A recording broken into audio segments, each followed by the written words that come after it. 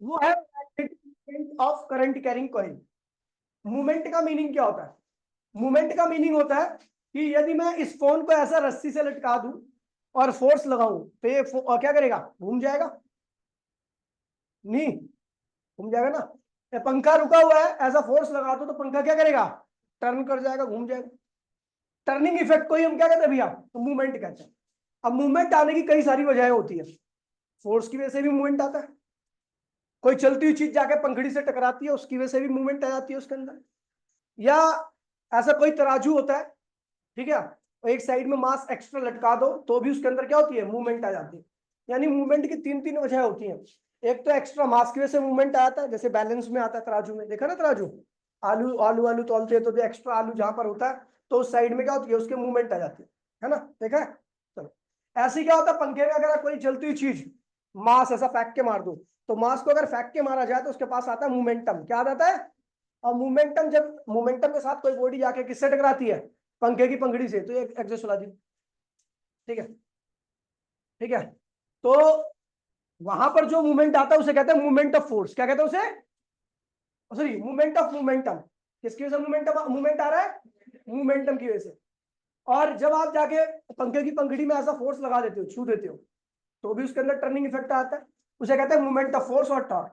ठीक है, लेकिन यहां पर जो मूवमेंट आ रहा है वो ना तो फोर्स की वजह से आ रहा है ना किसी की वजह से आ रहा है, वो आ रहा है मैग्नेटिक फील्ड की वजह से। किसकी वजह से आ रहा है? तो टॉपिक का नाम क्या होगा? Magnetic movement of current carrying coil. Magnetic movement of, एक करंट कैरिंग कॉइल है वो ऐसा सस्पेंडेड है, ठीक है, और उसको मैग्नेटिक फील्ड में रखा है तो उसके अंदर क्या आता है? टर्निंग इफेक्ट आ जाता है। क्या आता है? तो उसी को हम क्या कहते हैं भैया? Magnetic movement. क्या कहते हैं उसे? तो उसकी वैल्यू निकालेंगे, देखते हैं भैया। टॉपिक का नाम है magnetic movement. Magnetic magnetic movement, movement of current, current carrying coil. ठीक है, magnetic movement of current carrying coil. तो भैया देखिए, ये आपकी कॉइल है और ये लटकी हुई है, इसके अंदर करंट है आई, इसका एरिया ए है, और ये किसमें रखी गई है? मैग्नेटिक फील्ड के अंदर रखी गई है। क्या रखी गई है? खैर मैग्नेटिक फील्ड नहीं भी बताऊं तो कोई फर्क नहीं पड़ता अभी, ठीक है, क्योंकि हम कॉइल के बारे में बात करें। तो मैग्नेटिक मूवमेंट क्या होता है? तो भैया इसकी डेफिनेशन देखिए भैया, पहले क्या होता है? When a current carrying coil, when a current carrying coil, current carrying coil placed in uniform magnetic field, uniform magnetic field. अब देखिए क्या होगा कि जब ये करंट कैरिंग कॉइल रहेगी तो ये भी अपनी मैग्नेटिक फील्ड बनाएगी, क्योंकि किसी के अंदर भी करंट डाल दूंगा तो उसके अंदर क्या आती है? मैग्नेटिक करैक्टर आता है। तो इसकी भी मैग्नेटिक फील्ड है और इस कॉइल की भी क्या है? मैग्नेटिक फील्ड है। कौन है? पापा है। बच गया तू ऐसी पापा को बुला के लिया इसे पता। Current carrying coil place in a uniform magnetic field, जब इसी करंट कैरिंग कॉइल को इस मैग्नेटिक फील्ड के अंदर रखते हैं तो ये वाली मैग्नेटिक फील्ड और इसकी मैग्नेटिक फील्ड दोनों आपस में क्या करती है? इंटरेक्ट करती है। क्या करती है? एक दूसरे के संपर्क में आने से क्या होता है? एक दूसरे पे फोर्स लगाती है। जैसी फोर्स लगाती है तो ऐसे इसके अंदर क्या होता है? टर्निंग इफेक्ट आता है, ये घूम जाती है। क्या करती है? इसी टर्निंग इफेक्ट को हम क्या कहते हैं भैया? Magnetic movement. क्या कहते हैं इसे? अब दूसरी बात सुनिए भैया, अब अगर ये ज्यादा घूम रही है तो इसका मतलब टर्निंग इफेक्ट किसके अंदर क्या है? ज्यादा। मैग्नेटिक मूवमेंट क्या है? ज्यादा, ज्यादा है। ठीक है, मैग्नेटिक मोमेंट ज्यादा है, इसका मतलब क्या है कि ये देखिए बाहर की मैग्नेटिक फील्ड तो फिक्स है, इसके साथ कोई चीज का कोई छेड़छाड़ी नहीं कर रहा मैंने क्या किया यार?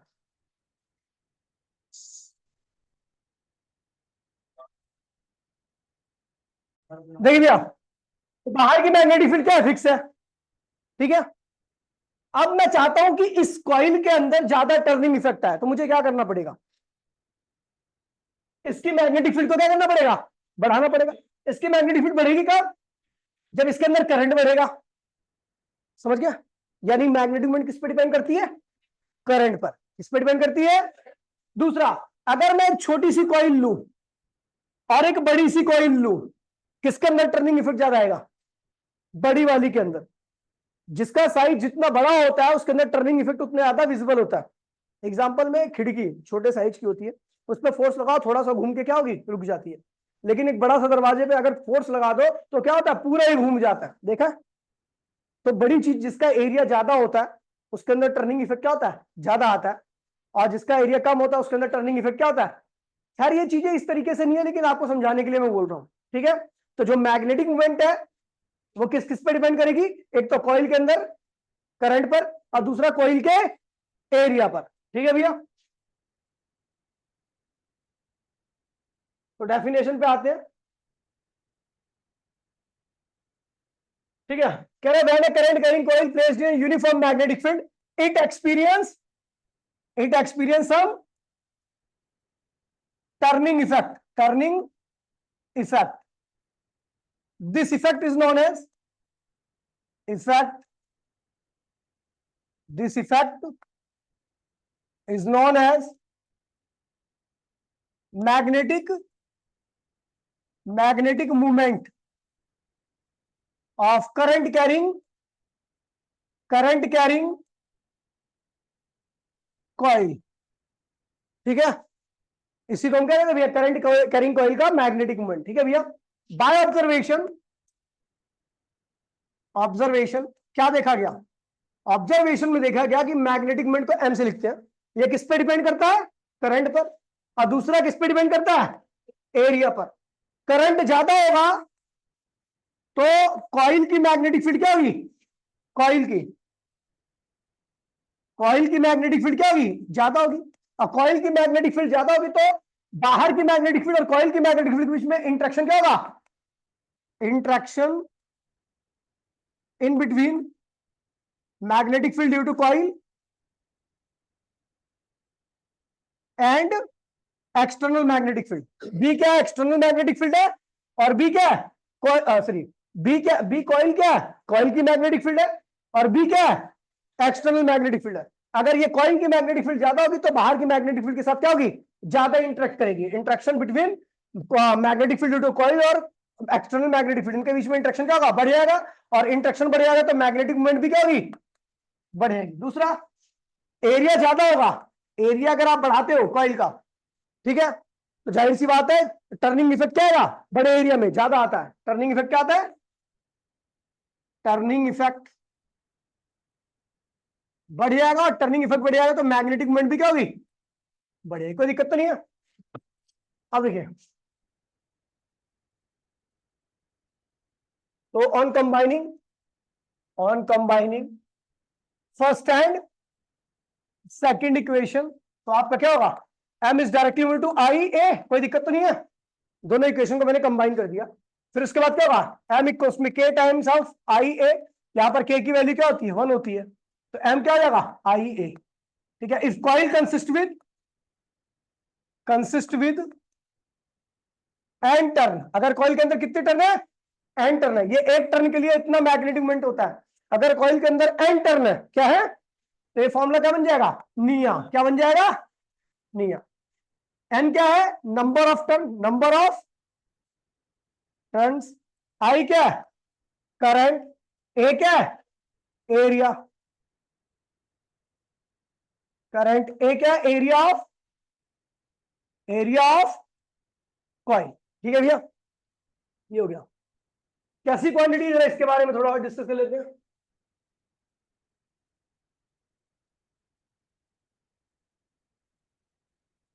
कैसी क्वांटिटी है, वेक्टर क्वांटिटी। क्या है, क्वांटिटी है। ठीक है, अब वेक्टर क्वांटिटी है तो उसके पास डायरेक्शन भी होगी, तो डायरेक्शन इज सेम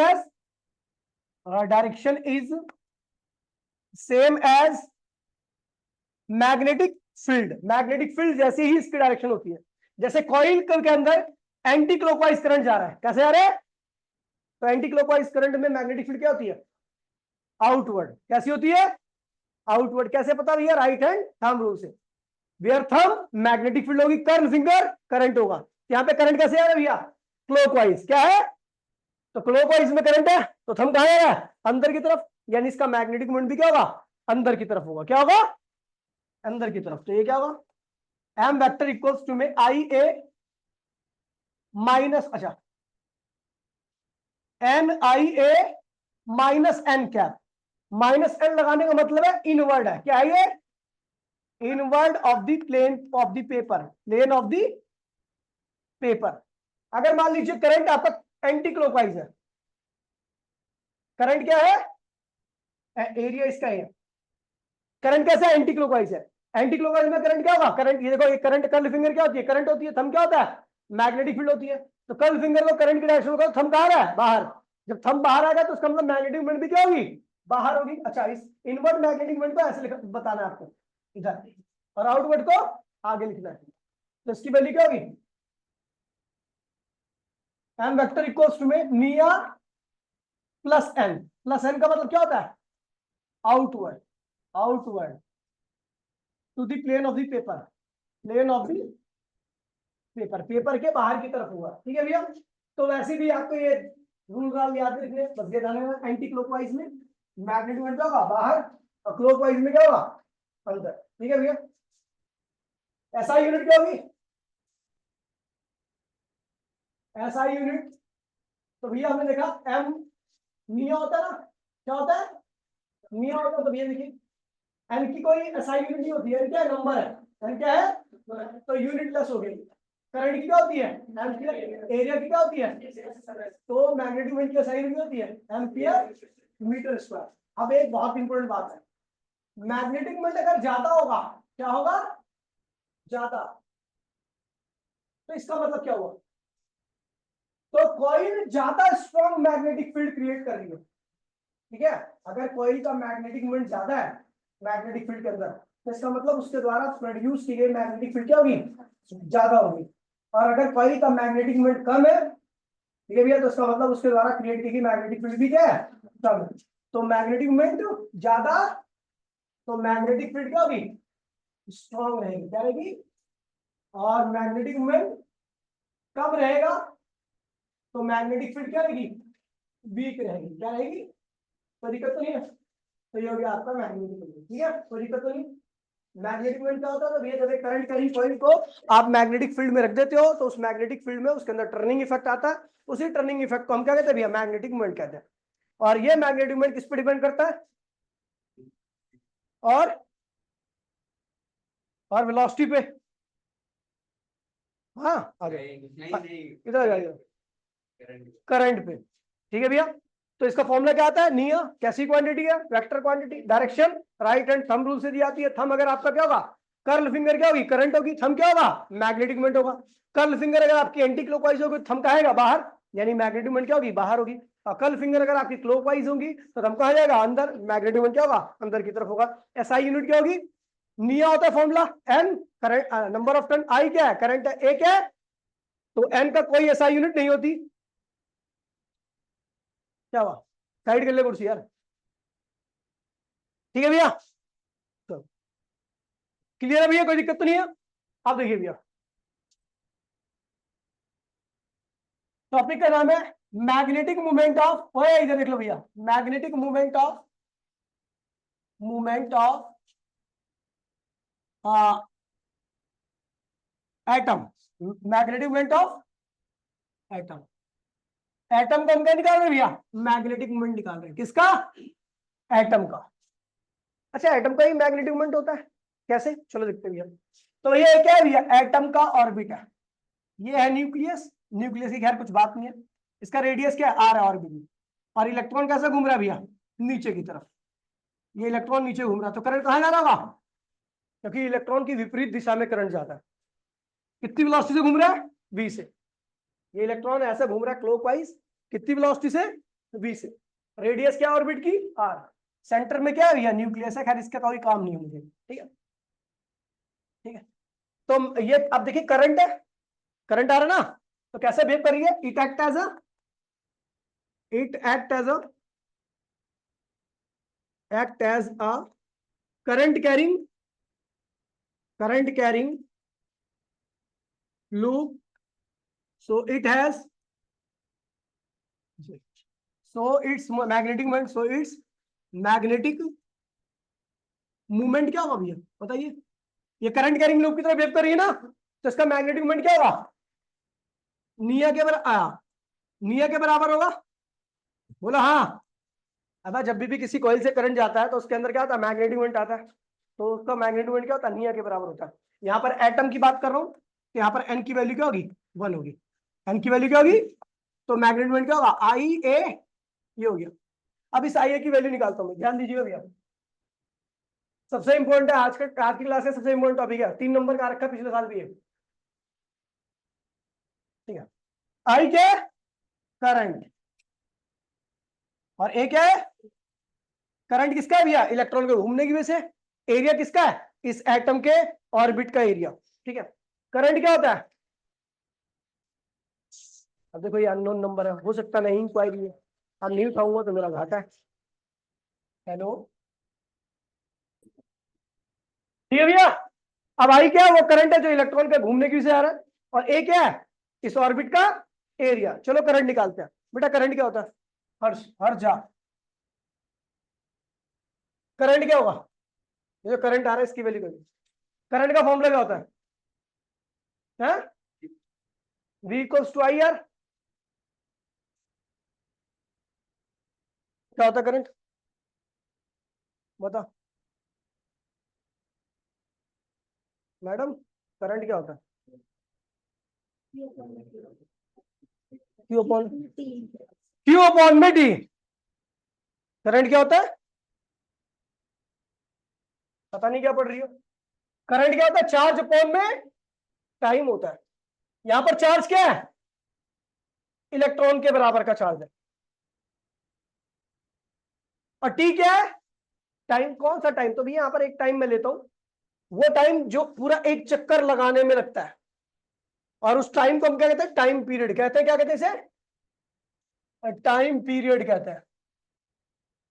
और टाइम पीरियड का मतलब ही क्या होता है, एक चक्कर को लगाने का टाइम, एक चक्कर लगाने के टाइम को हम क्या कहते हैं भैया, टाइम पीरियड कहते हैं। फिक्स है ये, एक चक्कर में जो टाइम लगेगा उसको कैपिटल टी से लिखते हैं, उसको टाइम पीरियड कहते हैं। तो मैंने एक चार्ज क्या लिया है, इलेक्ट्रॉन का चार्ज लिया है, और कौन सा टाइम लिया है, टाइम पीरियड लिया है। टाइम पीरियड क्या होता है बेटा, इलेक्ट्रॉन को घूमने में, एक चक्कर घूमने में जितना वक्त लगता है उसी को हम क्या कहते हैं, टाइम पीरियड कहते हैं, ठीक है। अब इस टी की वैल्यू क्या निकलेगी, तो यार ये क्या, एक चक्कर का टाइम है, ये क्या है, एक चक्कर का टाइम किसके बराबर होगा, टाइम का फॉर्मूला क्या होता है, डिस्टेंस अपॉन में स्पीड होती है। अच्छा, ये डिस्टेंस कौन सा, एक चक्कर का डिस्टेंस, एक चक्कर का डिस्टेंस क्या होगा, 2 पाई आर, क्या होगा, 2 पाई आर। और कितनी स्पीड होगी भैया, तो टाइम कितना आ गया, देन करंट क्या होगा, देन करंट इक्वल्स टू में आई इक्वल्स टू में ई 2 पाई आर अपॉन में वी। इसको सॉल्व करोगे तो half half e pi r आ गया, बोलो हाँ, और वी भी आ गया यहाँ पे, ये आ गया। तो ये इलेक्ट्रॉन को घूमने की वजह से ये करंट आया था। अच्छा, एरिया, एरिया क्या होगा इस ऑर्बिट का, कौन बताएगा मुझे इस ऑर्बिट का एरिया, ठीक है बता, इस ऑर्बिट का एरिया क्या होगा, पाई आर स्क्वायर, सर्कल है ना, पाई आर स्क्वायर। तुक्के में बता दिया, मुझे पता है, इसको खुद पे कॉन्फिडेंस था, 0 कॉन्फिडेंस था, ठीक है। तो भैया अपने को करंट पता लग गया, अपने को एरिया पता लग गया, तो मैग्नेटिक मोमेंट का फॉर्मूला क्या होता है, current into area. Then magnetic moment क्या होगा, करंट कितना है भैया, हाफ ईवी अपॉन में पाई आर इंटू में पाई आर स्क्वायर। पाई से पाई क्या हुआ, कट मर गया, एक आर से एक आर क्या हुआ, कट मर गया, तो क्या आ गया magnetic moment, half EV R. Main formula है भैया, और ये काफी ज्यादा बार आ रखा है, ध्यान दीजिए भैया, दिख रहा है यार मैग्नेट। अब देखोगे तो ये पूरी टर्म क्या है, ये पूरी टर्म है,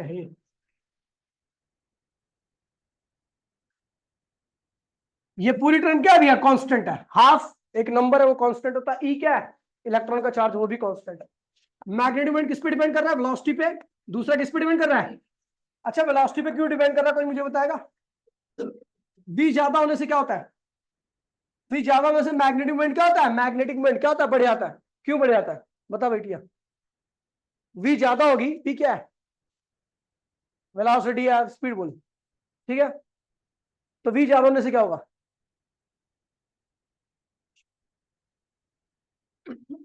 क्या होगा भाई सौम्य? क्या जल्दी देगा? वेलोसिटी ज्यादा होने से इलेक्ट्रॉन की स्पीड क्या होती है? बढ़ जाती है। यानी rate of flow of electron क्या होता है? तेज हो जाता है। Rate of flow of electron को ही हम क्या कहते हैं भैया? करंट कहते हैं। करंट बढ़ गया, और जहां करंट बढ़ता है वहां पर मैग्नेटिक फील्ड क्या होता है? बढ़ जाता है। और मैग्नेटिक फील्ड बढ़ना या घटना किससे पता लगता है? मैग्नेटिक मोमेंट से। इसलिए मैग्नेटिक मोमेंट भी क्या होता है? बढ़ जाता है। मैंने आपको बताया था अभी थोड़ी पहले। तो यहाँ पर वेलोसिटी बढ़ने से क्या होता है? करंट बढ़ गया। करंट बढ़ने से क्या हो गया? मैग्नेटिक फील्ड बढ़ गया। और मैग्नेटिक फील्ड बढ़ने से क्या होता है? मैग्नेटिक मोमेंट बढ़ जाता है। याद है नहीं आता है? ये भी बढ़ जाता है। ठीक है। अच्छा, आर बढ़ने से क्या हुआ? तो आर बढ़ेगा, रेडियस बढ़ेगी, तो जाहिर सी बात है एरिया बढ़ेगा। एरिया बढ़ेगा तो क्या होगा भैया? मैग्नेटिक मोमेंट बढ़ जाएगा। कोई दिक्कत तो नहीं है? चलो भैया, कुछ दो तीन फॉर्म और होती है इसकी, तो चलो लिख लेते हैं। जिसको 11th आती होगी तो उसको आसानी से समझ में आ जाएगा। ठीक है। Some other form of magnetic movement. ठीक है। अच्छा, मैं बात करूं यहां पर, आपका V जो है वो ओमेगा आर के बराबर होता है। किसके बराबर होता है? ये एक इलेक्ट्रॉन है जो घूम रहा है इस तरीके से। अभी यहां पे था, थोड़ी देर बाद यहां पे आ जाएगा। इसने थीटा एंगल कवर किया है। कितना किया है? थीटा एंगल कवर किया। यहां पर टाइम मान लीजिए 0 था, और यहां पर आते थे टाइम कितना हो गया? इस पॉइंट पर आते आते टाइम कितना हो गया? ठीक। इसकी रेडियस क्या है? आर है। और ओ से लेके इस पॉइंट से लेके इस पॉइंट तक का जो डिस्टेंस है वो क्या है? एक्स है। मान लीजिए क्या है? तो जिसको मैथ्स आती होगी थोड़ी बहुत, या जिसके पास मैथ्स होगी, तो उसको एक पता होगा, आर्क क्या होता है? रेडियस इंटू में एंगल के प्रोडक्ट के बराबर आता है। तो आर्क यहां पर क्या है? इसे आर्क कहते हैं। ये आर्क है। इसे रेडियस आप सबको पता है, इसे एंगल कहते हैं। ठीक है। तो आर क्या हो गया? एक्स।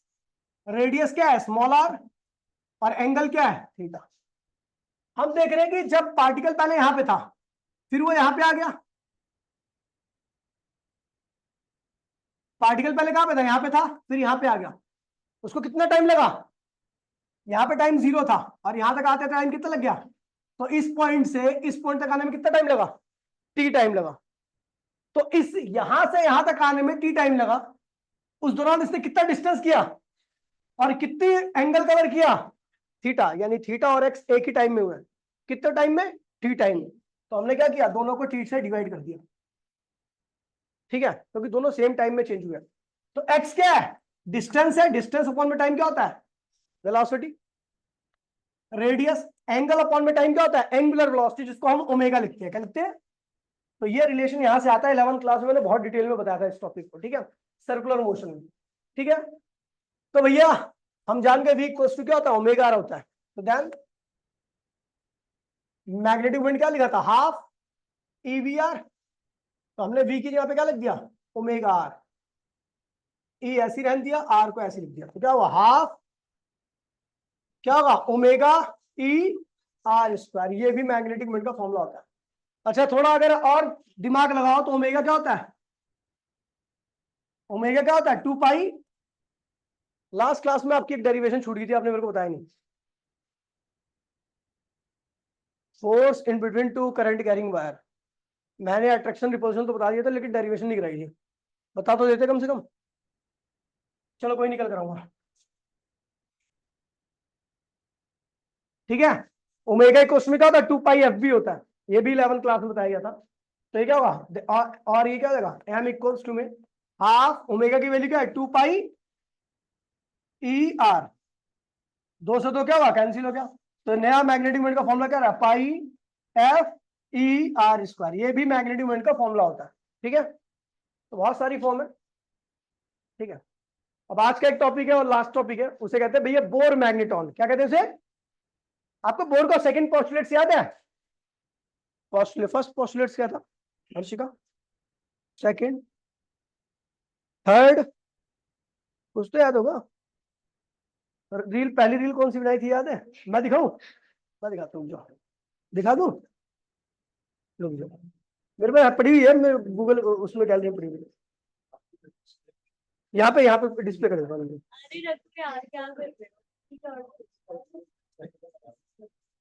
ठीक है भैया। तो मैं क्या बोल रहा था, बोर के पॉस्टुलेट्स, बोर के वैसे तो 6 पॉस्टुलेट्स है, आपने 1-2 पॉस्टुलेट्स पढ़े होंगे केमिस्ट्री में।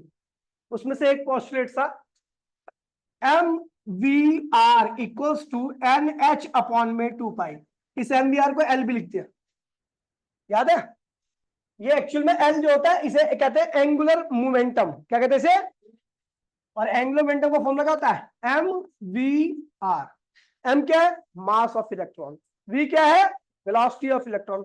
R क्या है? Radius of orbit, radius of orbit. N क्या है? नंबर ऑफ ऑर्बिट या प्रिंसिपल क्वांटम नंबर कहते हैं इसको। क्या कहते हैं इसे?